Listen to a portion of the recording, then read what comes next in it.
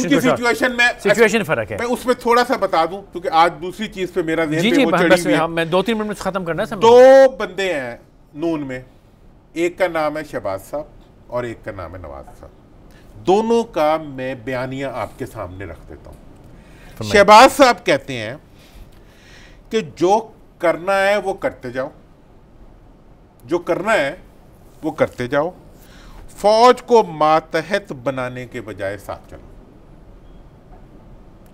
जो करना है वो करते जाओ, मातहत बनाने के बजाय साथ चलाओ।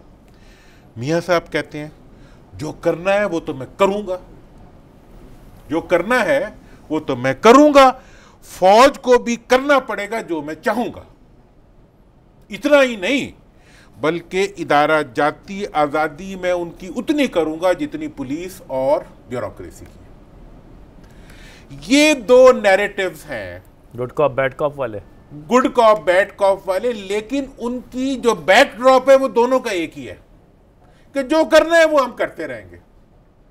मुल्क की मईशत को उस नुक्कर पे रखेंगे जहां से हम हटे तो वो गिर पड़े, अवाम को इतना गरीब रखेंगे कि वो सांस लेने के काबिल ना रहे, मुल्क की मईशत को उस धारे तक ले जाएंगे कि वो हमारी जाती मईशत से कमजोर हो जाए, हमारी प्रॉपर्टीज जो है वो मुल्क से बाहर हमारी मुहाफिज होंगी, और उनका जो माली और हमारे जो अकाउंट्स है उनकी जो माली स्ट्रेंथ है वो पाकिस्तान में हमारी सियासत की दामन होगी। और पाकिस्तान के जितने सियासी चौगादरी हैं उनके साथ हम डील करके हम इकट्ठे रहेंगे।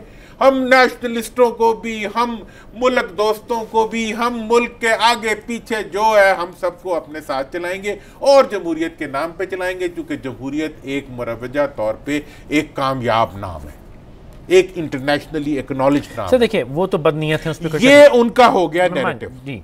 अब आप बताएं। सही, वो तो मेरी बात समझ आ गई? समझ गया सर, वो बदनीयत है, मैं मानता हूँ, कोई शक ही नहीं ना इस पर। और बल्कि हम मिसाक जमहूरियत रेफर करते हैं, मैंने माजी में एक दफा बड़ी तसल्ली से शो किया था, मैं चाहता हूँ बड़ी पुरानी बात हुई दोबारा किस दिन मिसाक जमहूरियत। अच्छा मजे की बात, मजे की बात पता है क्या है, लोग ये समझेंगे कि दुरानी साहब तो जी ऐसे में अफरूजों पे बात करें।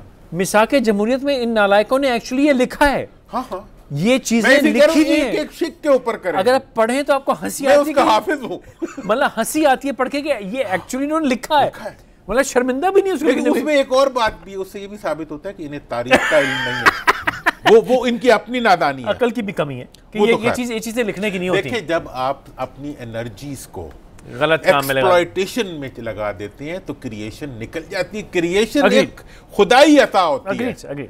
तो पॉइंट में है कि इनकी नीयत पे तो कोई शक नहीं, बदनीयत है। इमरान खान की नीयत पे कोई शक नहीं, खुश नीयत है। इनके ईमानदार होने पे शक है, गारंटीड है। उसके ईमानदार होने की गारंटी है, ये भी गारंटीड है। इसे कोई, लेकिन सर पॉइंट ये है कि इस सारी सिचुएशन के बावजूद with humble respect and apology, आज की गवर्नमेंट जो काम कर रही है उससे आम आदमी बहुत परेशान है, शाकी है, रो रहा है, बल्कि चिल्ला रहा है। आज जो हुआ है स्टॉक एक्सचेंज में, ठीक है, आई अंडरस्टैंड कि स्टॉक एक्सचेंज में स्पेकुलेशन भी होती है, लेकिन बहुत से लोग दिवालिया हुए हैं। कई 100 कुछ रुपए हैं जो आज वाइप आउट हो गए, वो छोटा इन्वेस्टर मर गया। ये क्यों हुआ? डॉलर ने इतनी लंबी डाइव मैं नहीं समझता एक दिन में पाकिस्तान ने कभी ली है। ये क्यों हुआ? उसके बाद प्रॉपर्टी की मार्केट ज़ीरो हुई हुई है, फाइलर नॉन फाइलर वाला डिस्प्यूट एक अलग चल रहा है। उसके बाद सोने पे सुहागा सर IMF की तरफ चले गए। ये क्या हुआ?